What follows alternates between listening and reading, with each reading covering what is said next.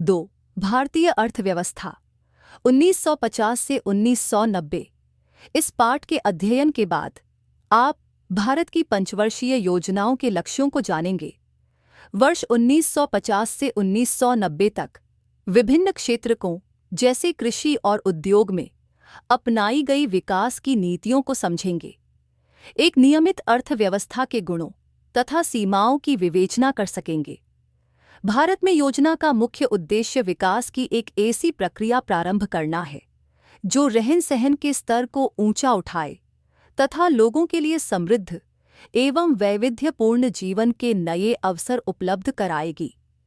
पहली पंचवर्षीय योजना 2.1 परिचय 15 अगस्त 1947 के दिन भारत में स्वतंत्रता का एक नया प्रभात उदित हुआ।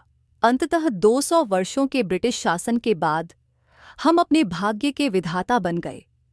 अब राष्ट्र के नवनिर्माण का कार्य हमारे अपने हाथों में था। स्वतंत्र भारत के नेताओं को अन्य बातों के साथ साथ यह भी तय करना था कि हमारे देश में कौन सी आर्थिक प्रणाली सबसे उपयुक्त रहेगी, जो केवल कुछ लोगों के लिए नहीं बल्कि सर्वजन कल्याण के लिए कार्य करेगी। विभिन्न प्रकार की आर्थिक प्रणालियां हो सकती हैं। देखें बॉक्स 2.1 पर जवाहरलाल नेहरू को समाजवाद का प्रतिमान सबसे अच्छा लगा, किंतु वे भी भूतपूर्व सोवियत संघ की उस नीति के पक्षधर नहीं थे जिसमें उत्पादन के सभी साधन, खेत और कारखाने सरकार के स्वामित्व के अंतर्गत थे। कोई निजी संपत्ति नहीं थी। लोकतंत्र के प्रति वचनबद्ध भारत जैसे देश में सरकार के लिए पूर्व सोवियत संघ की तरह अपने नागरिकों के भू स्वामित्व के प्रतिमानों तथा अन्य संपत्तियों को परिवर्तित कर पाना संभव नहीं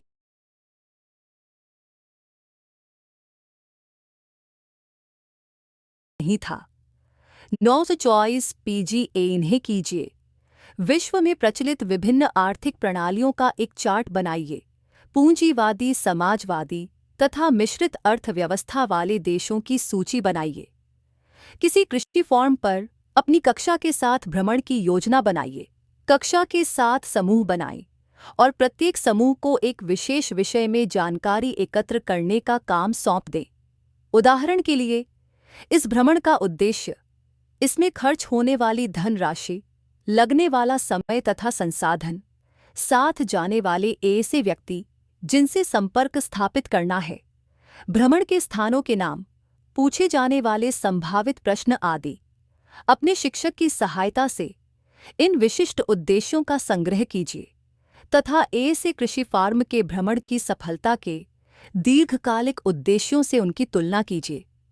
नेहरू तथा स्वतंत्र भारत के अनेक अन्य नेताओं और चिंतकों ने मिलकर नव स्वतंत्र भारत के लिए पूंजीवाद तथा समाजवाद के अतिवादी व्याख्या के किसी विकल्प की खोज की। बुनियादी तौर पर यद्यपि उन्हें समाजवाद से सहानुभूति थी, फिर भी उन्होंने ऐसी आर्थिक प्रणाली अपनाई जो उनके विचार में समाजवाद की श्रेष्ठ विशेषताओं से युक्त किंतु कमियों से मुक्त थी। इसके अनुसार भारत एक ऐसा समाजवादी समाज होगा जिसमें सार्वजनिक क्षेत्रक एक सशक्त क्षेत्रक होगा, जिसके अंतर्गत निजी संपत्ति और लोकतंत्र का भी स्थान होगा। सरकार अर्थव्यवस्था के लिए योजना बनाएगी। देखें बॉक्स 2.2। निजी क्षेत्र को भी योजना प्रयास का एक अंग बनने के लिए प्रोत्साहित किया जाएगा। बॉक्स 2.1 आर्थिक प्रणालियों के प्रकार। प्रत्येक समाज को 3 प्रश्नों के उत्तर देने होते हैं। देश में किन वस्तुओं और सेवाओं का उत्पादन किया जाए? वस्तुएं और सेवाएं किस प्रकार उत्पादित की जाए? उत्पादक इस कार्य में मानव श्रम का अधिक प्रयोग करे अथवा पूंजी मशीनों का? उत्पादित वस्तुओं और सेवाओं का विभिन्न व्यक्तियों के बीच किस प्रकार वितरण किया जाना चाहिए? इन सभी प्रश्नों का एक उत्तर तो मांग और पूर्ति का बाजार की शक्तियों पर निर्भर करता है। बाजार अर्थव्यवस्था में, जिसे पूंजीवादी अर्थव्यवस्था भी कहते हैं, उन्हीं उपभोक्ता वस्तुओं का उत्पादन होता है जिनकी बाजार में मांग है। इसमें वही वस्तुएं उत्पादित की जाती हैं जिन्हें देश के घरेलू या विदेशी बाजारों में सलाब बेचा जा सके। यदि कारों की मांग है तो कारों का उत्पादन होगा और साइकिलों की मांग है तो साइकिलों का उत्पादन होगा। यदि श्रम को पूंजी की अपेक्षा सस्ता है तो अधिक श्रम प्रधान विधियों का प्रयोग होगा, और यदि श्रम की अपेक्षा पूंजी सस्ती है तो उत्पादन की अधिक पूंजी प्रधान विधियों का प्रयोग होगा। पूंजीवादी अर्थव्यवस्था में उत्पादित वस्तुओं का विभिन्न व्यक्तियों के बीच वितरण उनकी आवश्यकताओं के अनुसार नहीं होता। अधिकांश विभाजन इस आधार पर होता है कि व्यक्तियों की क्रय क्षमता कितनी है और वे किन वस्तुओं और सेवाओं को खरीदने की क्षमता रखते हैं। अभिप्राय यह है कि खरीदने के लिए जेब में रुपए होने चाहिए। कम कीमत पर गरीबों के लिए घर आवश्यक है, किंतु इसकी गणना बाजार मांग को ध्यान में रखकर नहीं की जानी चाहिए, क्योंकि मांग के अनुसार गरीबों की क्रय शक्ति नहीं है। परिणामस्वरूप इस वस्तु की उत्पादन और पूर्ति बाजार शक्ति के अनुसार नहीं हो सकती है। हमारे प्रथम प्रधानमंत्री जवाहरलाल नेहरू को एएसी व्यवस्था पसंद नहीं थी, क्योंकि एएसी व्यवस्था को अपनाने से हमारे देश के अधिकांश लोगों को अपनी स्थिति सुधारने का अवसर ही नहीं मिल पाता। समाजवादी समाज इन तीनों प्रश्नों के उत्तर पूर्णतया भिन्न तरीके से देता है। समाजवादी समाज में सरकार ही यह निर्णय लेती है कि समाज की आवश्यकताओं के अनुसार भिन्न वस्तुओं का उत्पादन किया जाए। यह माना जाता है कि सरकार यह जानती है कि देश के लोगों के हित में क्या है, इसीलिए लोगों की वैयक्तिक इच्छाओं को कोई महत्व नहीं दिया जाता। सरकार ही यह निर्णय करती है कि वस्तुओं का उत्पादन तथा वितरण किस प्रकार किया जाए। सिद्धांततः यह माना जाता है कि समाजवाद में वितरण लोगों की आवश्यकता के आधार पर होता है, उनकी क्रय क्षमता के आधार पर नहीं। इसके विपरीत एक समाजवादी राष्ट्र अपने सभी नागरिकों को निःशुल्क स्वास्थ्य सेवाएं सुलभ कराता है। समाजवादी व्यवस्था में निजी संपत्ति का कोई स्थान नहीं होता, क्योंकि प्रत्येक वस्तु राज्य की होती है। उदाहरण के लिए चीन और क्यूबा में अधिकतर आर्थिक गतिविधियां सामाजिक सिद्धांत द्वारा निर्देशित होती हैं। अधिकांश अर्थव्यवस्थाएं मिश्रित अर्थव्यवस्थाएं हैं, अर्थात सरकार तथा बाजार एक साथ इन तीनों प्रश्नों के उत्तर देते हैं कि क्या उत्पादन किया जाए, किस प्रकार उत्पादन हो तथा किस प्रकार वितरण किया जाए। मिश्रित अर्थव्यवस्थाओं में बाजार उन्हीं वस्तुओं और सेवाओं को सुलभ कराता है जिसका वह अच्छा उत्पादन कर सकता है, तथा सरकार उन आवश्यक वस्तुओं और सेवाओं को सुलभ कराती है जिन्हें बाजार सुलभ कराने में विफल रहता है। औद्योगिक नीति प्रस्ताव 1948 तथा भारतीय संविधान के नीति निदेशक सिद्धांतों का भी यही दृष्टिकोण है। वर्ष 1950 में प्रधानमंत्री की अध्यक्षता में योजना आयोग की स्थापना की गई। इस प्रकार पंचवर्षीय योजनाओं के युग का सूत्रपात हुआ। बॉक्स 2.2 योजना क्या है? योजना इसकी व्याख्या करती है कि किसी देश के संसाधनों का प्रयोग किस प्रकार किया जाना चाहिए। योजना के कुछ सामान्य तथा कुछ विशेष उद्देश्य होते हैं जिनको एक निर्दिष्ट समय अवधि में प्राप्त करना होता है। भारत में योजनाएं 5 वर्ष की अवधि की होती थीं और इसे पंचवर्षीय योजनाएं कहा जाता था। यह शब्दावली राष्ट्रीय नियोजन में अग्रणी देश पूर्व सोवियत संघ से ही ली गई थी। हमारी योजना के वर्ष 2017 तक के प्रलेखाएं में केवल 5 वर्ष की योजना अवधि में प्राप्त किए जाने वाले उद्देश्यों का ही उल्लेख नहीं किया गया, अपितु उनमें आगामी 20 वर्षाएं में प्राप्त किए जाने वाले उद्देश्यों का भी उल्लेख होता है। इस दीर्घकालिक योजना को परिप्रेक्ष्यात्मक योजना कहते हैं। पंचवर्षीय योजनाओं द्वारा परिप्रेक्ष्यात्मक योजनाओं के लिए आधार प्राप्त होने की अपेक्षा की जाती है। यह तो संभव नहीं होगा कि सभी योजनाओं में उसके सभी लक्ष्यों को एक समान महत्व दिया जाए। वस्तुतः विभिन्न लक्ष्यों में कुछ अंतर्द्वंद्व भी हो सकता है। उदाहरण के लिए, यदि प्रौद्योगिकी श्रम की आवश्यकता को कम करती है तो आधुनिक प्रौद्योगिकी के शुरू करने के लक्ष्य तथा रोजगार बढ़ाने के लक्ष्य में विरोध हो सकता है। आयोजकों को इस प्रकार के विरोधों का संतुलन करना पूरी डहाता है। यह कार्य इतना सहज नहीं है। भारत की विभिन्न योजनाओं में अलग अलग लक्ष्यों पर बल दिया गया है। भारत की पंचवर्षीय योजनाएं यह नहीं बताती थीं कि प्रत्येक वस्तु और सेवा का कितना उत्पादन किया जाएगा। यह न तो संभव है और न ही आवश्यक। पूर्व सोवियत संघ ने यह कार्य करने का प्रयास किया था और वह पूरी तरह विफल रहा। अतः इतना ही पर्याप्त है कि योजनाएं उन्हीं क्षेत्रकों के विषय में स्पष्ट लक्ष्य निर्धारित करें जिनमें उनकी महत्वपूर्ण भूमिका हो, जैसे विद्युत उत्पादन और सिंचाई आदि। शेष को बाजार पर छोड़ दिया जाना ही अधिक श्रेयस्कर रहता है। 2.2 पंचवर्षीय योजनाओं के लक्ष्य। किसी योजना के स्पष्टतः निर्दिष्ट लक्ष्य होने चाहिए। पंचवर्षीय योजनाओं के लक्ष्य थे समृद्धि, आधुनिकीकरण, आत्मनिर्भरता और समानता। इसका अर्थ यह नहीं है कि प्रत्येक योजना में इन लक्ष्यों को एक समान महत्व दिया गया है। सीमित संसाधनों के कारण प्रत्येक योजना में ऐसे लक्ष्यों का चयन करना पीडीडीडी आचता है जिनको प्राथमिकता दी जानी है। हाँ, योजनाकारों को यह सुनिश्चित करना होता है कि जहां तक संभव हो चारों उद्देश्यों में कोई अंतर्विरोध न हो।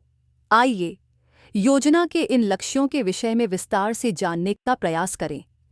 समृद्धि ही इसका अर्थ है देश में वस्तुओं और सेवाओं की उत्पादन क्षमता में वृद्धि। इसका अभिप्राय उत्पादक पूंजी के अधिक भंडार या परिवहन, बैंकिंग आदि सहायक सेवाओं का विस्तार या उत्पादक पूंजी तथा सेवाओं की दक्षता में वृद्धि से है। अर्थशास्त्र की भाषा में आर्थिक समृद्धि का प्रामाणिक सूचक सकल घरेलू उत्पाद (जीडीपी) में निरंतर वृद्धि है। जीडीपी एक वर्ष की अवधि में देश में हुए सभी वस्तुओं और सेवाओं के उत्पादन का बाजार मूल्य होता है।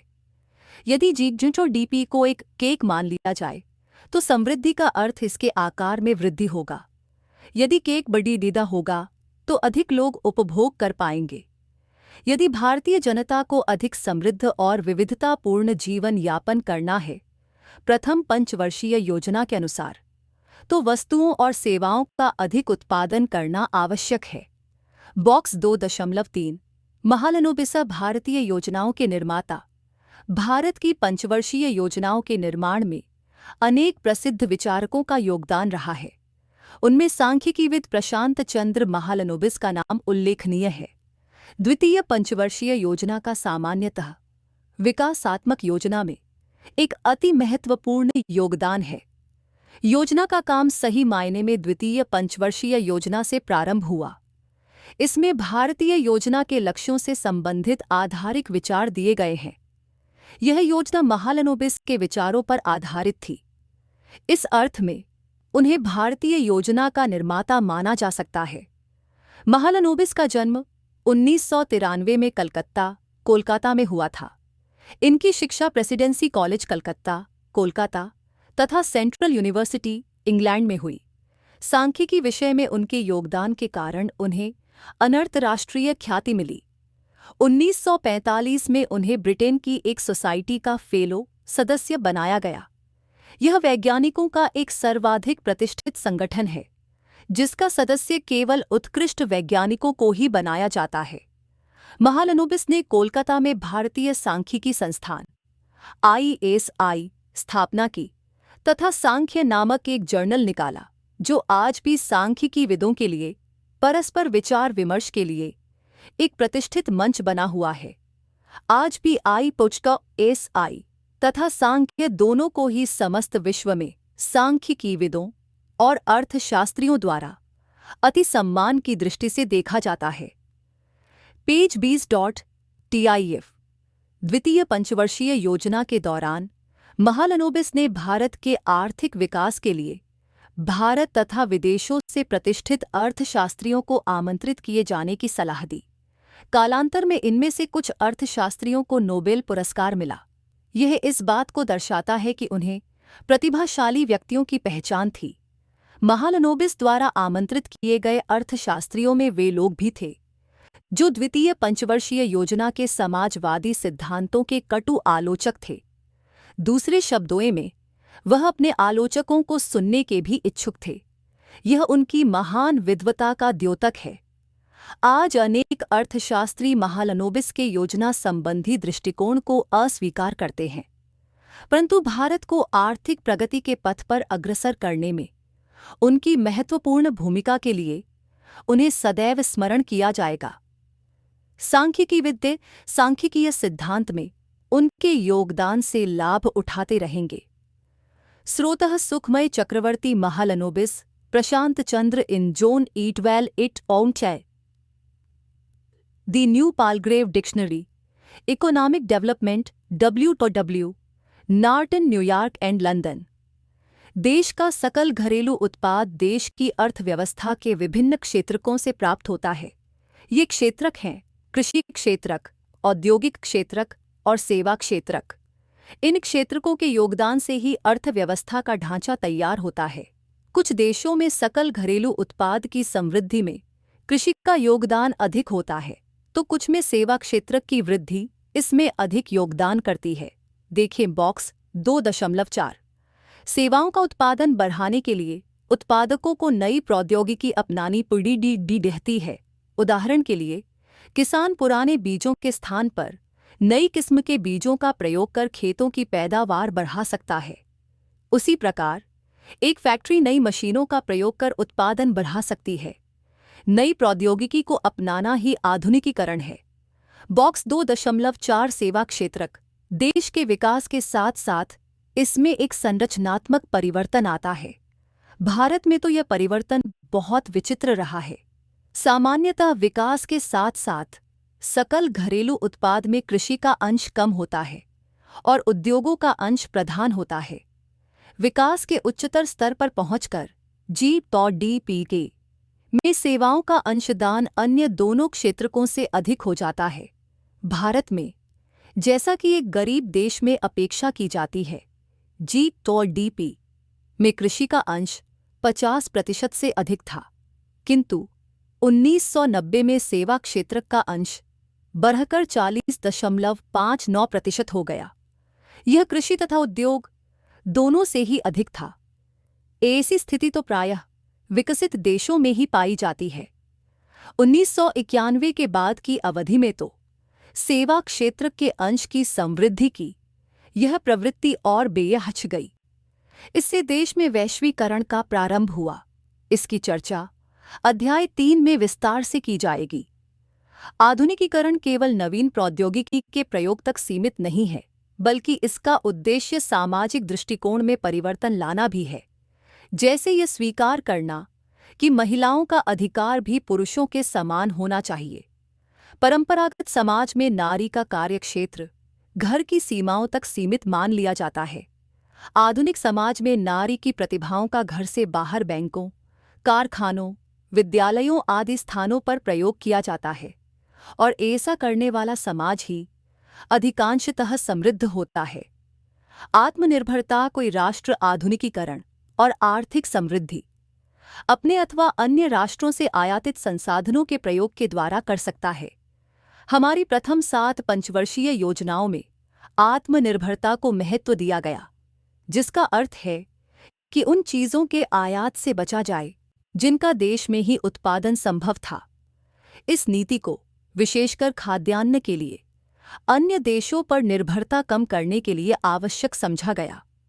हाल ही में विदेशी शासन से मुक्त हुए देश के लोगों की आत्मनिर्भरता की नीति को महत्व देना समझा जा सकता है। इसके अतिरिक्त यह आशंका भी थी कि आयातित खाद्यान्न, विदेशी प्रौद्योगिकी और पूंजी पर निर्भरता किसी न किसी रूप में हमारे देश की नीतियाँ में विदेशी हस्तक्षेप को बढ़ाकर हमारी संप्रभुता में बाधा डाल सकती थी। 934 PG इन्हें कीजिए। निम्नलिखित के लिए प्रयुक्त प्रौद्योगिकी में आए परिवर्तनों पर अपनी कक्षा में चर्चा कीजिए। के खाद्यान्न उत्पादन, ख उत्पादन की पैकेजिंग, ग जनसंचार। उन वस्तुओं को ज्ञात कीजिए तथा उन मुख्य वस्तुओं की सूची बनाइए जिनका भारत ने 1990 से 91, इसके लिए पृष्ठ संख्या 192 भी देखें, के दौरान आयात एवं निर्यात किया था। के अंतर बताइए। खे क्या आपको आत्मनिर्भरता का प्रभाव दिखाई देता है? चर्चा करें। उपर्युक्त विषयों में विस्तृत जानकारी के लिए आप नवीनतम आर्थिक सर्वेक्षण को देख सकते हैं। समानतः केवल समृद्धि, आधुनिकीकरण और आत्मनिर्भरता के द्वारा ही जनसामान्य के जीवन में सुधार नहीं आ सकता। किसी देश में उच्च समृद्धि दर और विकसित अत्याधुनिक प्रौद्योगिकी का प्रयोग होने के बाद भी अधिकांश लोग गरीब हो सकते हैं। यह सुनिश्चित करना आवश्यक है कि आर्थिक समृद्धि के लाभ देश के निर्धन वर्ग को भी सुलभ हों, केवल धनी लोगों तक ही सीमित न रहें। अतः समृद्धि, आधुनिकीकरण और आत्मनिर्भरता के साथ साथ समानता भी महत्वपूर्ण है। प्रत्येक भारतीय को भोजन, अच्छा आवास, शिक्षा, स्वास्थ्य सेवाएं जैसी मूलभूत आवश्यकताओं को पूरा कर पाने में समर्थ होना चाहिए और धन संपत्ति के वितरण की असमानताएं भी कम होनी चाहिए। बॉक्स 2.5 स्वामित्व तथा प्रेरणाएं। किसान को भूमि। यह नीति इस विचारधारा पर आधारित है कि यदि किसानों को भूमि का स्वामी बना दिया जाए तो वे उत्पादन बढ़ाने में अधिक रुचि, उन्हें अधिक प्रेरणा लेंगे। ऐसा इसलिए है क्योंकि भू स्वामित्व से कृषक को अधिक उत्पादन का लाभ मिलता है। काश्तकारों को भूमि में सुधारों की कोई प्रेरणा नहीं होती क्योंकि अधिक उत्पादन से जमींदार को ही लाभ मिलता है। प्रेरणा प्रदान करने में स्वामित्व के महत्व को बताने के लिए पूर्व सोवियत संघ के किसानों के द्वारा बिक्री हेतु फलों की पैकिंग करने में लापरवाही का उदाहरण दिया जाता है। वे एसडीडी गले फलों और ताज़े फलों को एक ही बॉक्स में पैक कर देते थे। आज प्रत्येक किसान यह जानता है कि सड्डी गले फल ताज़े फलों को भी खराब कर देते हैं यदि उन्हें एक साथ पैक किया जाए। इससे किसान को ही हानि होगी क्योंकि फल बिक नहीं पाएंगे। अतः प्रश्न उठता है कि सोवियत संघ के किसान ऐसा काम क्यों करते थे जो उनको साफ तौर पर हानि पहुंचाए। इसका अर्थ किसानों के सम्मुख प्रेरणाओं से है, क्योंकि पूर्व सोवियत संघ में किसान भूमि के स्वामी नहीं थे, अतः न उन्हें लाभ होता था और न हानि। स्वामित्व न होने के कारण कृषकों को दक्ष होने की कोई प्रेरणा नहीं होती थी। इससे इस बात की भी जानकारी मिलती है कि अति उपजाऊ विशाल कृषि क्षेत्र के उपलब्ध होने के बावजूद सोवियत संघ में कृषि क्षेत्र का उत्पादन कम क्यों था। श्रोता Thomas Sowell, basic economics the citizens guide to the economy, New York basic books 2004, दूसरा संस्करण। आइए अब यह जानने का प्रयास करें कि 1950 से 1990 तक की अवधि में लागू की गई प्रथम 7 पंचवर्षीय योजनाओं ने किस प्रकार इन 4 लक्ष्यों की प्राप्ति के प्रयास किए तथा कृषि, उद्योग और व्यापार के संदर्भ में ये प्रयास कहाँ तक सफल रहे। वर्ष 1991 के बाद अपनाई गई नीतियों और विकासात्मक मुद्दों के बारे में आप अगले अध्याय में पढ़ेंगे। 2.3 कृषि। आपने पहले अध्याय में पढ़ा कि औपनिवेशिक शासन काल में कृषि क्षेत्र में न तो समृद्धि हुई और न ही समता रह पाई। स्वतंत्र भारत के नीति निर्माताओं को इन मुद्दों पर विचार करना पुडीडिद्दा तथा उन्होंने भू सुधारों तथा उच्च पैदावार वाली किस्म के बीजों के प्रयोग द्वारा भारतीय कृषि में एक क्रांति का संचार किया। भू सुधार स्वतंत्रता प्राप्ति के समय देश की भू धारण पद्धति में जमींदार, जागीरदार आदि का वर्चस्व था। ये खेतों में कोई सुधार किए बिना मात्र लगान की वसूली किया करते थे। भारतीय कृषि क्षेत्र की निम्न उत्पादकता के कारण भारत को संयुक्त राज्य अमेरिका USA से अनाज का आयात करना की कृषि में समानता लाने के लिए भू सुधारों की आवश्यकता हुई, जिसका मुख्य ध्येय जोतों के स्वामित्व में परिवर्तन करना था। स्वतंत्रता के 1 वर्ष बाद ही देश में बिचौलियों के उन्मूलन तथा वास्तविक कृषकों को ही भूमि का स्वामी बनाने जैसे कदम उठाए गए। इसका उद्देश्य यह था कि भूमि का स्वामित्व किसानों को निवेश करने की प्रेरणा देगा। बॉक्स 2.5 बशर्ते उन्हें पर्याप्त पूंजी उपलब्ध कराई जाए। दरअसल समानता को बढ़ाने के लिए भूमि की अधिकतम सीमा निर्धारण एक दूसरी नीति थी। इसका अर्थ है किसी व्यक्ति की कृषि भूमि के स्वामित्व की अधिकतम सीमा का निर्धारण करना। इस नीति का उद्देश्य कुछ लोगों में भू स्वामित्व के संकेंद्रण को कम करना था। बिचौलियों उन्मूलन का नतीजा यह था कि लगभग 2 लाख काश्तकरों का सरकार से सीधा संपर्क हो गया तथा वे जमींदारों के द्वारा किए जा रहे शोषण से मुक्त हो गए। भूस्वामित्व से उन्हें उत्पादन में वृद्धि के लिए प्रोत्साहन मिला। इससे कृषि उत्पादन में वृद्धि हुई, किंतु बिचौलियों के उन्मूलन कर समानता के लक्ष्य की पूर्ण प्राप्ति नहीं हो पाई। कानून की कमियों का लाभ उठाकर कुछ भूतपूर्व जमींदारों ने कुछ क्षेत्रों में बहुत बड़े भूखंडों पर अपना स्वामित्व बनाए रखा। कुछ मामलों में काश्तकारों को बेदखल कर दिया गया और भूस्वामियों ने अपने किसान भूस्वामी वास्तविक कृषक होने का दावा किया।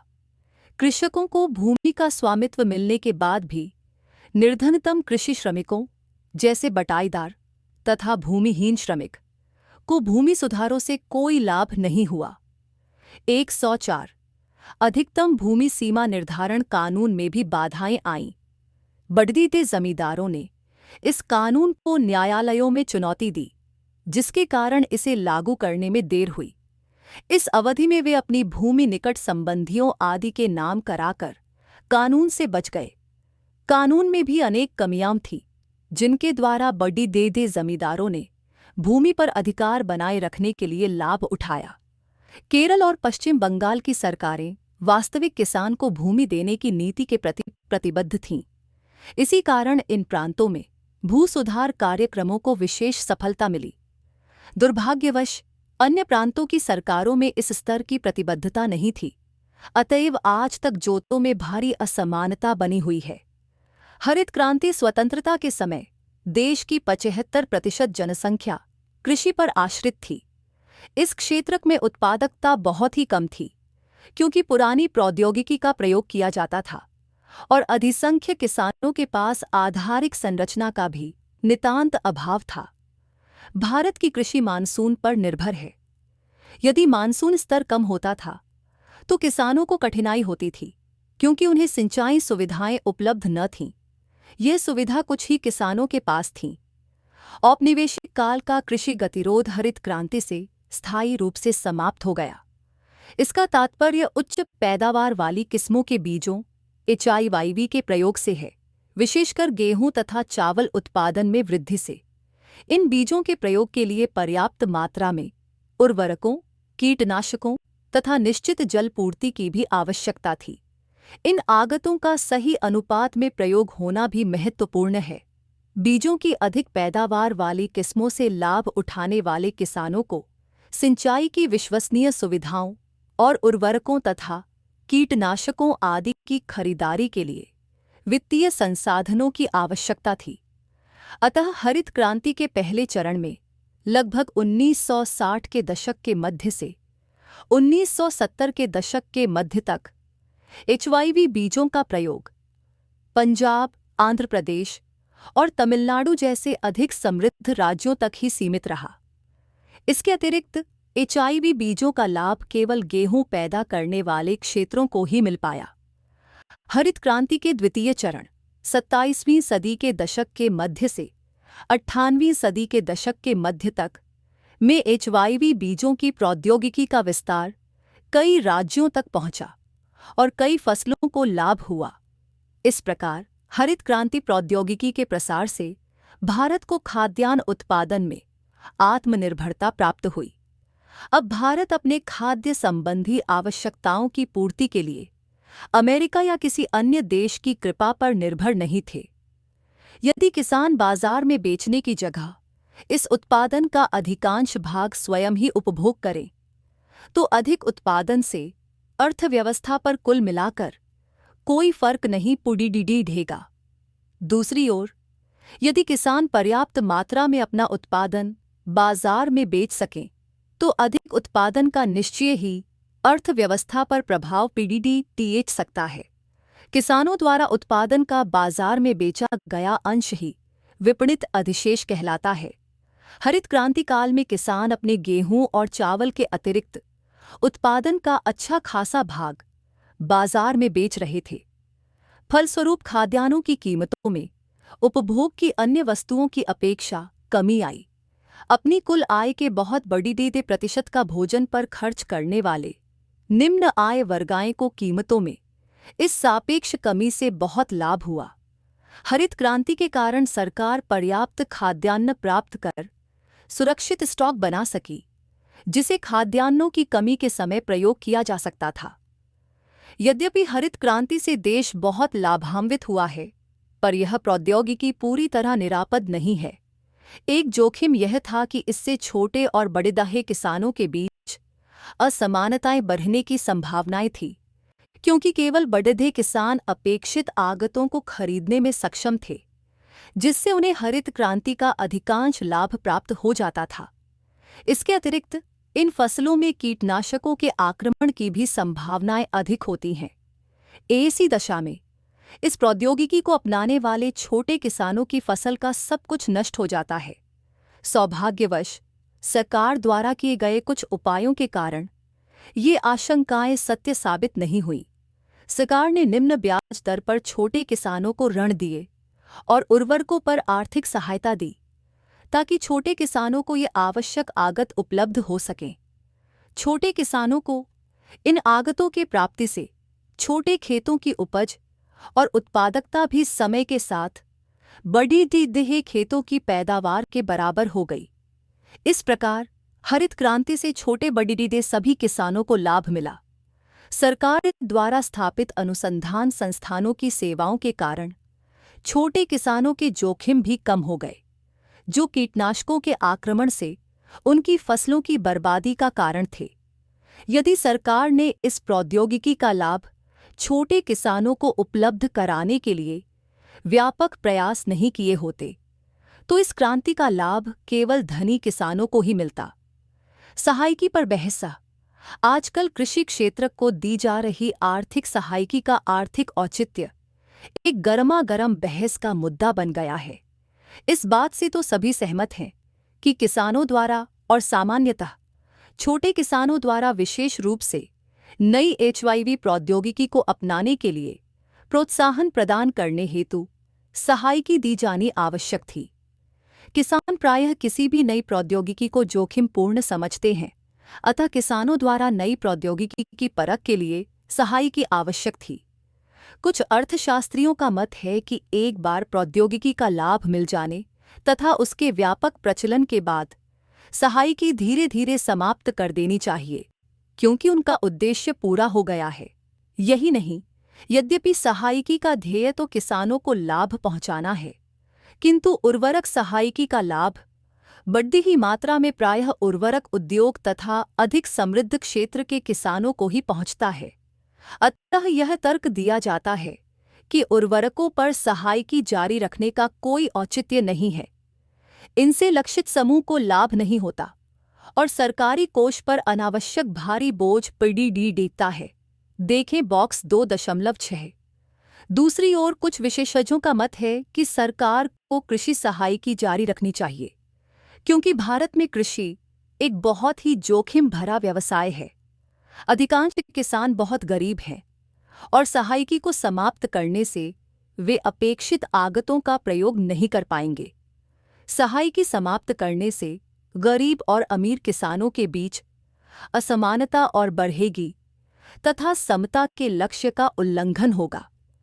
इन विशेषज्ञों का तर्क है कि यदि सहायकी से बड़े किसानों तथा उर्वरक उद्योग को अधिक लाभ हो रहा है, तो सही नीति सहायकी समाप्त करना नहीं, बल्कि ऐसे कदम उठाना है जिनसे कि केवल निर्धन किसानों को ही इनका लाभ मिले। 1960 के दशक के अंत तक देश में कृषि उत्पादकता की वृद्धि से भारत खाद्यान्नों में आत्मनिर्भर हो गया। यह निश्चय ही गौरवपूर्ण उपलब्धि रही है। इसके बावजूद नकारात्मक पहलू यह रहा है कि 1990 तक भी देश की 65% जनसंख्या कृषि में लगी थी। अर्थशास्त्री इस निष्कर्ष पर पहुंचे हैं कि जैसे जैसे देश संपन्न होता है, सकल घरेलू उत्पाद में, कृषि के योगदान में और उस पर निर्भर जनसंख्या में पर्याप्त कमी आती है। भारत में 1950 से 90 की अवधि में यद्यपि GDP में कृषि के अंशदान में तो भारी कमी आई है, पर कृषि पर निर्भर जनसंख्या के अनुपात में नहीं, जो 1950 में 67.50% थी और 1990 तक घटकर 64.90% ही हो पाई। इस क्षेत्र में इतनी उत्पादन वृद्धि तो न्यूनतम श्रम के प्रयोग द्वारा भी संभव थी, फिर इस क्षेत्र में इतनी बड़ी संख्या में लोगों के लगे रहने की क्या आवश्यकता थी? इसका उत्तर यही है कि उद्योग क्षेत्रक और सेवा क्षेत्रक, कृषि क्षेत्रक में काम करने वाले लोगों को नहीं खपा पाए। अनेक अर्थशास्त्री इसे 1950 से 90 के दौरान अपनाई गई नीतियों की विफलता मानते हैं। बॉक्स 2.6 कीमतें संकेतकों के रूप में। आपने पिछली कक्षा में पढ़ा होगा कि बाजार में कीमतों का निर्धारण किस प्रकार होता है। यह समझना आवश्यक है कि कीमतें वस्तुओं की उपलब्धता का संकेतक हैं। यदि कोई वस्तु दुर्लभ हो जाती है तो इसकी कीमत भी आंची जाती है और कीमतों के आधार पर उसके प्रयोग के संबंध में सही निर्णय लेने की इसके उपभोक्ताओं को प्रेरणा मिलती है। यदि निम्न पूर्ति के कारण पानी की कीमत बेहिच जाती है तो लोग इसका उपयोग सावधानीपूर्वक करेंगे। उदाहरण के लिए, पानी संरक्षण के लिए वे बगीचे में पानी देना बंद कर सकते हैं। जब भी पेट्रोल की कीमतें बढ़ती हैं तो हम शिकायत करते हैं और सरकार पर दोषारोपण करते हैं, परंतु पेट्रोल की कीमत में वृद्धि इसकी अधिक कमी को दर्शाती है और कीमत वृद्धि इस बात का संकेतक है कि पेट्रोल कम मात्रा में उपलब्ध है। यह पेट्रोल का कम उपयोग करने और वैकल्पिक ईंधनों की तलाश की प्रेरणा देता है। कुछ अर्थशास्त्रियों का कहना है कि सहायकी कीमतों को वस्तु की पूर्ति का संकेतक नहीं होने देती है। जब बिजली और पानी को सहायकीयुक्त दरों पर या निःशुल्क प्रदान किया जाता है तो उनकी कमी का ध्यान रखे बिना उनका फिजूल उपयोग किया जाएगा। यदि पानी निःशुल्क प्रदान किया जाएगा तो किसान पानी प्रधान फसलें उगाएंगे, भले ही उस क्षेत्र में जल संसाधनों की कमी हो, और इन फसलों से दुर्लभ संसाधन भी कम हो जाएंगे। यदि पानी की कीमत दुर्लभता के अनुसार निर्धारित की जाए तो किसान क्षेत्र के अनुकूल उपयुक्त फसलें उगाएंगे। उर्वरक कीटनाशकों पर सहायकी संसाधनों का प्रयोग बढ़ाएगी, जो पर्यावरण के लिए हानिकारक हो सकता है। सहायकी से फिजूल उपयोग को बढ़ावा मिलता है। प्रेरणा की दृष्टि से सहायकी पर विचार करें और स्वयं से यह पूछें कि क्या किसानों को निःशुल्क बिजली प्रदान करना आर्थिक दृष्टि से उचित है। 2.4 उद्योग और व्यापार। अर्थशास्त्रियों ने ऐसा पाया है कि निर्धन राष्ट्र तभी प्रगति कर पाते हैं जब उनमें अच्छे औद्योगिक क्षेत्रक होते हैं। उद्योग रोजगार उपलब्ध कराते हैं और यह कृषि में रोजगार की अपेक्षा अधिक स्थायी होते हैं। इनसे आधुनिकीकरण और समग्र समृद्धि को बेटा और हवा मिलता है। इन्हीं कारणों से हमारी पंचवर्षीय योजनाओं में औद्योगिक विकास पर अत्यधिक बल दिया गया था। आपने पिछले अध्याय में पढ़ा होगा कि स्वतंत्रता के समय भारत में बहुत कम उद्योग थे। अधिकांश उद्योग सूती वस्त्र, पटसन आदि तक ही सीमित थे। जमशेदपुर और कोलकाता में लोहा व इस्पात की सुप्रबंधित फर्में थीं। यदि अर्थव्यवस्था का विकास करना था तो हमें ऐसे औद्योगिक आधार का विस्तार करने की आवश्यकता थी जिसमें विविध प्रकार के उद्योग हों। भारतीय औद्योगिक विकास में सार्वजनिक और निजी क्षेत्र का हमारे नीति निर्माताओं के समक्ष एक बहुत बड़ा प्रश्न यह था कि औद्योगिक विकास में सरकार और निजी क्षेत्र की क्या भूमिका होनी चाहिए। स्वतंत्रता प्राप्ति के समय भारत के उद्योगपतियों के पास भारतीय अर्थव्यवस्था के विकास हेतु उद्योगों में निवेश करने के लिए अपेक्षित पूंजी नहीं थी। स्वतंत्रता प्राप्ति के समय इतना बेबुनियाद बाजार भी नहीं था जिसमें उद्योगपतियों को मुख्य परियोजनाएं शुरू करने के लिए प्रोत्साहन मिलता। यद्यपि उनके पास ऐसा करने के लिए पूंजी भी थी। इन्हीं कारणों से सरकार को औद्योगिक क्षेत्र को प्रोत्साहन देने में व्यापक भूमिका निभानी डी। इसके अतिरिक्त भारतीय अर्थव्यवस्था को समाजवाद के पथ पर अग्रसर करने के लिए द्वितीय पंचवर्षीय योजना में यह निर्णय लिया गया कि सरकार अर्थव्यवस्था में डी तथा भारी उद्योगों का नियंत्रण करेगी। इसका अर्थ यह था कि सरकार उन उद्योगों पर पूरा नियंत्रण रखेगी जो अर्थव्यवस्था के लिए महत्वपूर्ण थे। निजी क्षेत्र की नीतियां सार्वजनिक क्षेत्र की नीतियों की अनुपूरक होंगी और सार्वजनिक क्षेत्र अग्रणी भूमिका निभाएगा। औद्योगिक नीति प्रस्ताव 1996 भारी उद्योगों पर नियंत्रण रखने के सरकार के लक्ष्य के अनुसार औद्योगिक नीति प्रस्ताव 1956 को अंगीकार किया गया। इस प्रस्ताव को द्वितीय पंचवर्षीय योजना का आधार बनाया गया। द्वितीय योजना में ही समाज के समाजवादी स्वरूप का आधार तैयार करने का प्रयास किया गया। इस प्रस्ताव के अनुसार उद्योगों को 3 वर्गों में वर्गीकृत किया गया। प्रथम वर्ग में वे उद्योग शामिल थे जिन पर सरकार का अनन्य स्वामित्व था। दूसरे वर्ग में वे उद्योग शामिल थे जिन पर सरकार का साझा स्वामित्व था। उद्योग शामिल थे जिनके लिए निजी क्षेत्रक सार्वजनिक क्षेत्र के साथ मिलकर प्रयास कर सकते थे, परंतु जिनमें नई इकाइयों को शुरू करने की एकमात्र जिम्मेदारी राज्य की होती। तीसरे वर्ग में वे उद्योग शामिल थे जो निजी क्षेत्र के अंतर्गत आते थे। एक छात्र समूह को किसी कृषि फार्म पर ले जाएं और प्रयुक्त कृषि विधियों का अध्ययन करें, अर्थात बीजों की किस्में, उर्वरक, मशीनें, सिंचाई के साधन, संबद्ध लागतें, विपणीय अधिशेष तथा अर्जित आय तैयार करें। यदि विधियों में परिवर्तन की जानकारी कृषक परिवार के किसी बुजुर्ग वृद्ध सदस्य से प्राप्त की जाएगी तो अधिक अच्छा रहेगा। उसके बाद क निष्कर्षाएं पर अपनी कक्षा में चर्चा करें कि विभिन्न उपसमूहों का एक चार्ट बनाएं जिनमें उत्पादन लागत में परिवर्तन, उत्पादकता, बीजों के प्रयोग, उर्वरकों, सिंचाई के साधनों, समय के प्रयोग, विपणीय अधिशेष और परिवार की आय में परिवर्तनों को दर्शाया गया हो। विश्व बैंक, अंतर्राष्ट्रीय मुद्रा कोष, विश्व व्यापार संगठन, G7, G8 और G10 देशों की बैठकों के बारे में समाचार पत्रों की कतरनें एकत्र करें। कृषि सहायिकी पर विकसित और विकासशील देशों द्वारा व्यक्त विचारों पर चर्चा करें। इस तालिका में उपलब्ध जानकारी का प्रयोग कर भारत की अर्थव्यवस्था के व्यावसायिक ढांचे का एक पाई चार्ट बनाएं। 2 पाई चार्ट के आकार में परिवर्तन के संभावित कारणों पर चर्चा करें। क्षेत्र 1950 से 1991 तक, कृषि 70.1, 66.8, उद्योग 10.7, 12.7, सेवाएं 17.2, 20.5। कृषि सहायिकी के पक्ष विपक्ष में तर्कों का अध्ययन करें। आपका इस विषय में क्या मत है?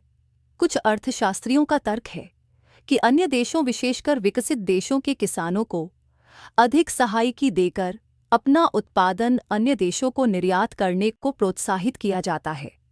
क्या आप समझते हैं कि हमारे किसान उन देशों के किसानों से मुकाबला कर पाएंगे? चर्चा करें।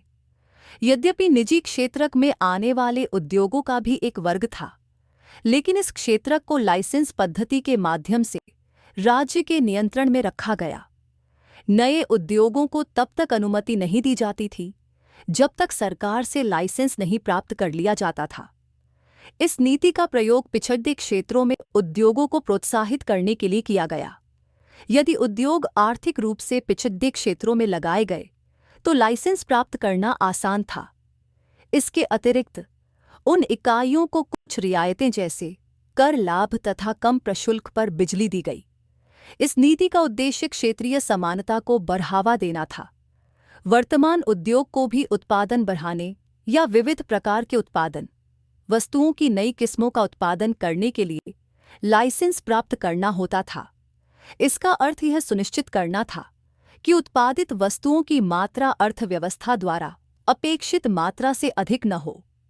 उत्पादन बढ़ाने का लाइसेंस केवल तभी दिया जाता था जब सरकार इस बात से आश्वस्त होती थी कि अर्थव्यवस्था में बढ़ी मात्रा में वस्तुओं की आवश्यकता है।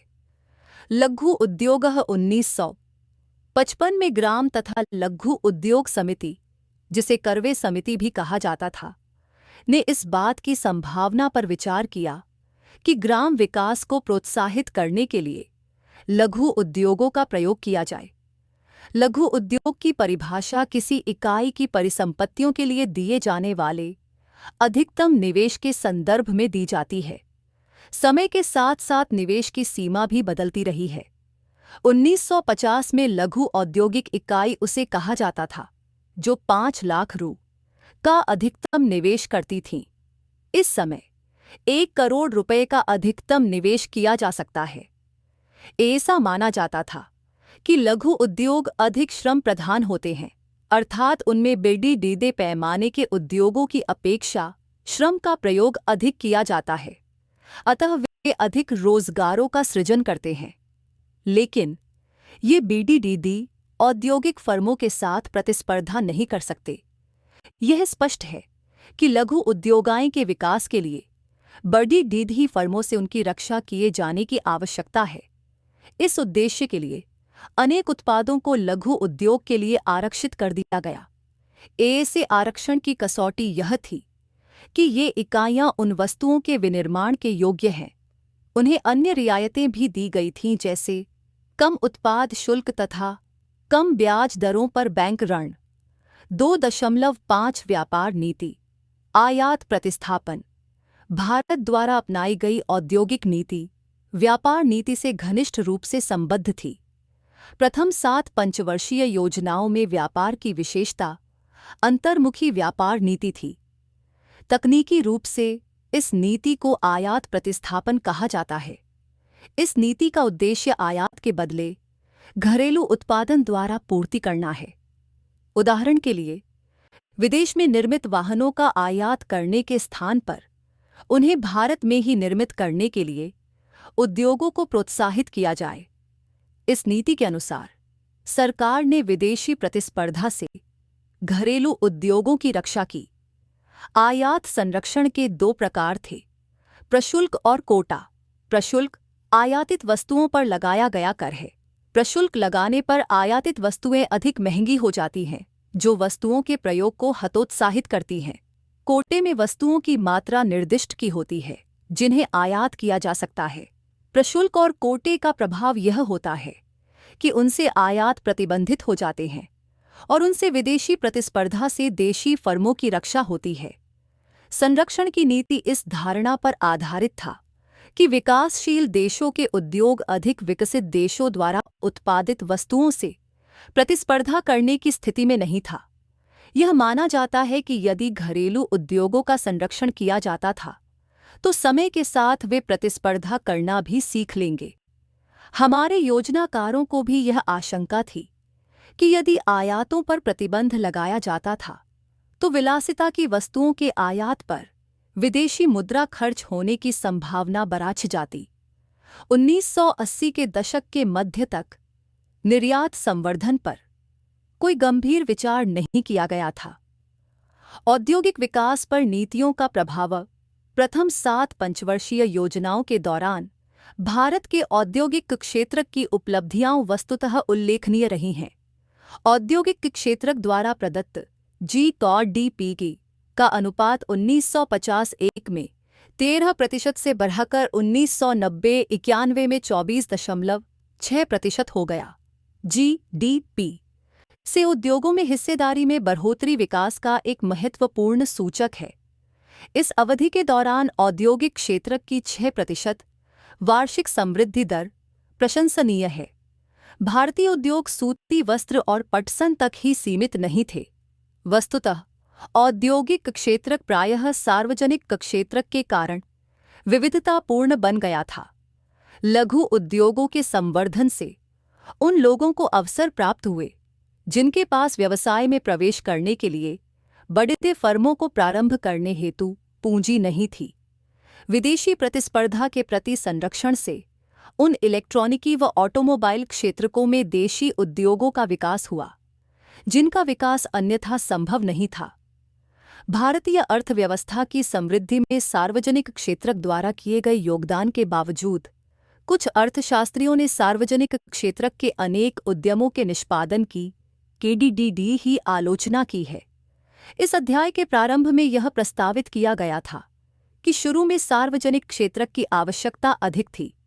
अब यह व्यापक रूप से स्वीकार किया गया है कि सरकारी उद्यमों ने कुछ वस्तुओं एवं सेवाओं का उत्पादन प्रायः उन पर एकाधिकार रखते हुए जारी रखा जिनकी कोई आवश्यकता नहीं थी। दूरसंचार सेवा का प्रावधान किया जाना दूसरा उदाहरण है। इस उद्योग को सार्वजनिक क्षेत्र में आरक्षण प्रदान किया गया, जबकि देखा गया कि निजी क्षेत्र के फर्म भी उपलब्ध करा सकते हैं। 1990 के दशक के अंत तक भी प्रतिस्पर्धा न होने के कारण व्यक्ति को टेलीफोन कनेक्शन लेने में लंबे समय तक प्रतीक्षा करनी पास डी ढहती थी। इसका दूसरा उदाहरण मॉडर्न ब्रेड की स्थापना है, जो ब्रेड विनिर्माण करने वाली एक फर्म है, जैसे कि निजी क्षेत्रक ब्रेड का निर्माण ही नहीं कर सकता था। 2001 में यह फर्म निजी क्षेत्रक को बेच दी गई। मुख्य बात यह है कि भारतीय अर्थव्यवस्था को योजना विकसित करने के 4 दशक बाद भी इन दोनों के बीच कोई अंतर नहीं किया गया कि केवल सार्वजनिक क्षेत्रक क्या कर सकता है और निजी क्षेत्रक भी क्या कर सकता है। उदाहरण के लिए, आज भी केवल सार्वजनिक क्षेत्रक ही राष्ट्रीय सुरक्षा प्रदान करता है। यद्यपि सार्वजनिक क्षेत्रक होटलों की भी व्यवस्था कर सकता है, तथापि सरकार होटल चलाती है। इस आधार पर कुछ विद्वानों ने यह तर्क दिया है कि राज्य को उन क्षेत्रों से हट जाना चाहिए जिनमें निजी क्षेत्रक कार्य कर सकते हैं। सरकार ऐसी महत्वपूर्ण सेवाओं पर संसाधनों का संकेंद्रण कर सकती है जिन्हें निजी क्षेत्रक उपलब्ध नहीं करा सकते। 149 PNG इन्हें कीजिए। सकल घरेलू उत्पाद के लिए क्षेत्रकवार योगदान से संबंधित निम्नलिखित सारणी के लिए एक पाई चार्ट बनाइए और 1990 से 91 के दौरान विकास के प्रयासों को ध्यान में रखते हुए क्षेत्रकों के योगदान में हुए अंतर पर चर्चा कीजिए। 1990 से 1091 कृषि 1291.PG 19.024.9, उद्योग 1302.PG 13.024.6, सेवाएं 1312.GIFXNX.GIFXNX। कक्षा के छात्रों को 2 समूहों में विभाजित करते हुए सार्वजनिक क्षेत्रक के उपक्रमों की उपयोगिता के बारे में अपनी कक्षा में एक वाद विवाद आयोजित कीजिए। एक समूह सार्वजनिक क्षेत्रकों के उपक्रमों के पक्ष में बोलेगा और दूसरा समूह इसके विपक्ष में बोलेगा। यथासंभव इसमें अधिक से अधिक छात्रों को शामिल कीजिए और उन्हें उदाहरण देने के लिए प्रोत्साहित कीजिए। अनेक सार्वजनिक क्षेत्र की फर्मों ने भारी नुकसान उठाया था, लेकिन उन्होंने काम जारी रखा क्योंकि किसी सरकारी उपक्रम का बंद किया जाना कठिन है, भले ही इसके कारण राष्ट्र के सीमित संसाधनों का निकास होता रहे। इसका अर्थ यह नहीं है कि निजी फर्मों को सदैव लाभ होता ही हो। वास्तव में कुछ सार्वजनिक क्षेत्रक की फर्में मूलतः निजी फर्में थीं जो हानि के कारण बंद होने को थीं। उसके बाद कामगारों की नौकरियों की संरक्षा के लिए उनका राष्ट्रीयकरण कर दिया गया। बहरहाल, नुकसान उठाने वाली निजी फर्में अपने को बनाए रखने के लिए संसाधनों का अपव्यय नहीं होने देंगी। किसी उद्योग को शुरू करने के लिए आवश्यक लाइसेंस का कुछ औद्योगिक घरानों द्वारा दुरुपयोग किया गया। बड़े उद्योगपति नई फर्म शुरू करने के लिए नहीं, बल्कि नए प्रतिस्पर्धियों को रोकने के लिए लाइसेंस प्राप्त कर लेते थे। परमिट लाइसेंस राज के अत्यधिक नियमन के कारण कुछ फर्में कार्यकुशल नहीं बन पाईं। उद्योगपति अपने उत्पादन के विषय में विचार करने की अपेक्षा लाइसेंस प्राप्त करने की कोशिश में और संबंधित मंत्रालयों में लॉबी बनाने में समय व्यतीत करते थे।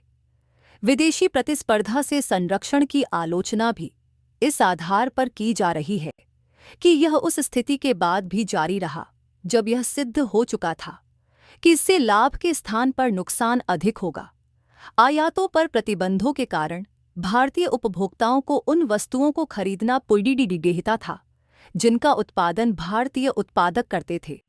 उत्पादक इस बात से अवगत थे कि उनके पास एक आबद्ध बाजार है, अतः उन्हें अपनी वस्तुओं की गुणवत्ता सुधारने हेतु कोई प्रेरणा नहीं थी। जब वे घटिया वस्तुओं को ऊंची कीमतों पर बेच सकते थे, तब वे उनकी गुणवत्ता में सुधार करने की क्यों सोचते? आयातों की प्रतिस्पर्धा ने हमारे उत्पादकों को और अधिक दक्ष बनने को बाध्य किया।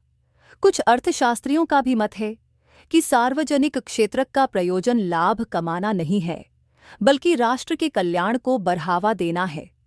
इस दृष्टि से सार्वजनिक क्षेत्र की फर्मों का मूल्यांकन जनता के कल्याण के आधार पर किया जाना चाहिए। उनका मूल्यांकन उनके द्वारा कमाए गए लाभों के आधार पर नहीं किया जाना चाहिए। संरक्षण के संबंध में कुछ अर्थशास्त्रियों का यह मत है कि हमें विदेशी प्रतिस्पर्धा से उत्पादनों का संरक्षण तब तक करना चाहिए जब तक धनी राष्ट्र ऐसा करते रहें। इन सभी विरोधों के कारण अर्थशास्त्रियों ने हमारी नीति में परिवर्तन करने का आग्रह किया। अन्य समस्याओं सहित इस समस्या के कारण सरकार ने 1991 में नई आर्थिक नीति प्रारंभ की। 2.6 निष्कर्ष। प्रथम 7 पंचवर्षीय योजनाओं के दौरान भारतीय अर्थव्यवस्था की प्रगति उल्लेखनीय रही। हमारे उद्योग स्वतंत्रता प्राप्ति के समय की स्थिति की तुलना में विविधतापूर्ण हो गए। हरित क्रांति के परिणाम स्वरूप भारत खाद्य उत्पादन में आत्मनिर्भर बन गया। भूमि सुधारों का परिणाम यह हुआ कि घृणित जमींदारी प्रथा का उन्मूलन हो गया। औद्योगिक क्षेत्र में अनेक अर्थशास्त्री सार्वजनिक क्षेत्र के उद्यमों के निष्पादन से असंतुष्ट थे। अतिशय सरकारी नियमन के कारण उद्यम वृत्ति अवरुद्ध हो गई। आत्मनिर्भरता के नाम पर भारतीय उत्पादकों का संरक्षण विदेशी प्रतिस्पर्धा से किया गया और इससे उन्हें उनके द्वारा उत्पादित वस्तुओं की गुणवत्ता में सुधार करने की प्रेरणा नहीं मिली।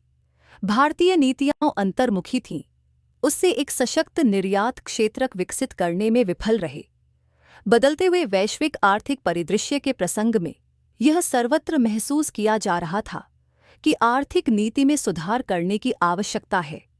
भारतीय अर्थव्यवस्था को और अधिक सफल बनाने के लिए 1991 में एक नई आर्थिक नीति शुरू की गई। इस विषय पर अगले अध्याय में चर्चा की जाएगी। पुनरावर्तन। स्वतंत्रता प्राप्ति के बाद भारत ने एक आर्थिक पद्धति की कल्पना की जिसमें समाजवाद और पूंजीवाद की विशेषताएं सम्मिलित थीं। इसकी परिणति मिश्रित अर्थव्यवस्था मॉडल के रूप में हुई। सभी आर्थिक योजनाएं पंचवर्षीय योजनाओं के माध्यम से ही निर्मित की गई हैं। पंचवर्षीय योजनाओं के लक्ष्य हैं समृद्धि, आधुनिकीकरण, आत्मनिर्भरता और समानता। कृषि क्षेत्र में मुख्य नीतिगत पहल थे भूमि सुधार तथा हरित क्रांति। इन पहलों से भारत को खाद्यान्नों के उत्पादन में आत्मनिर्भर बनने में सहायता मिली। कृषि पर निर्भर रहने वाले लोगों का अनुपात कम नहीं हुआ जैसी कि आशा थी। औद्योगिक क्षेत्रों में नीतिगत आयात स्थानापन्न पहलों ने सकल घरेलू उत्पाद के लिए इसके योगदान में वृद्धि की। औद्योगिक क्षेत्र में एक बड़ी देधी कमी यह थी कि सार्वजनिक क्षेत्र की कार्य पद्धति कुशल नहीं थी, क्योंकि यह घाटे की ओर उन्मुख थी, जिसके परिणामस्वरूप राष्ट्र के सीमित संसाधनों का बहिर्गमन और नुकसान हुआ। अभ्यास। पहली योजना की परिभाषा दीजिए। दूसरी, भारत ने योजना को क्यों चुना? 3 योजनाओं के लक्ष्य क्या होने चाहिए? चौथी, उच्च पैदावार वाली किस्म HYV बीज क्या होते हैं? 5वां, विक्रय अधिशेष क्या है? छठे, कृषि क्षेत्र में लागू किए गए भूमि सुधार की आवश्यकता और उनके प्रकारों की व्याख्या कीजिए। 7वें, हरित क्रांति क्या है? इसे क्यों लागू किया गया और इससे किसानों को कैसे लाभ पहुंचा? संक्षेप में व्याख्या कीजिए। 8, योजना उद्देश्य के रूप में समानता के साथ समृद्धि की व्याख्या कीजिए।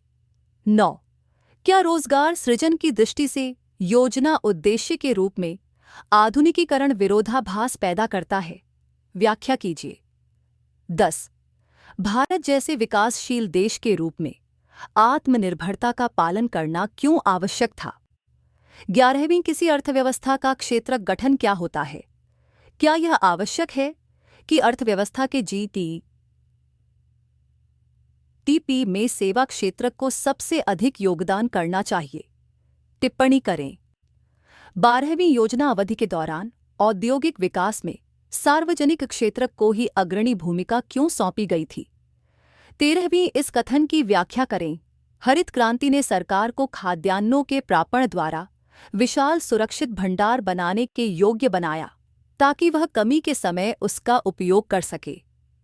14, सहायकी किसानों को नई प्रौद्योगिकी का प्रयोग करने को प्रोत्साहित तो करती है, पर उसका सरकारी वित्त पर भारी बोझ पड़ता है। इस तथ्य को ध्यान में रखकर सहायकी की उपयोगिता पर चर्चा करें। 15, हरित क्रांति के बाद भी 1990 तक भारत की 65% जनसंख्या कृषि क्षेत्र में ही क्यों लगी रही? 16.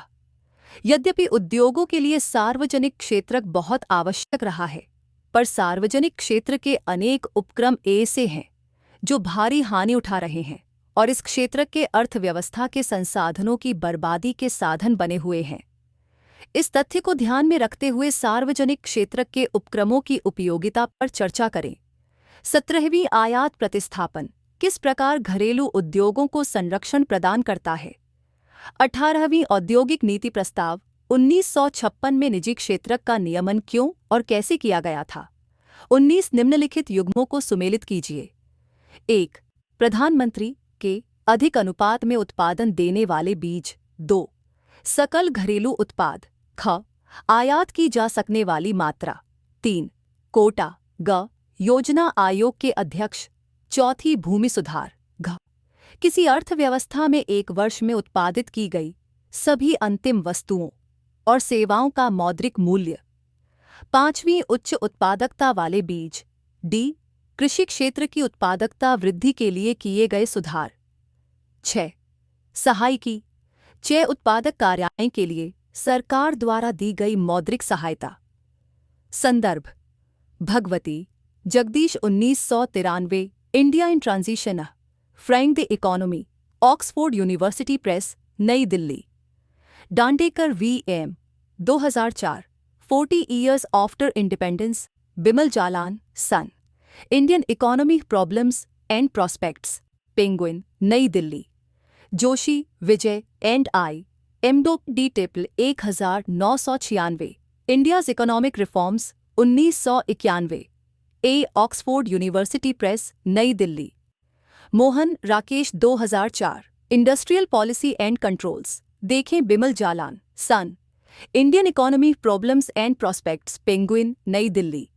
Rao C.H. Hanumantha 2004 agriculture policy and performance in Bimal Jalan सन the Indian economy problem and prospect Penguin Delhi.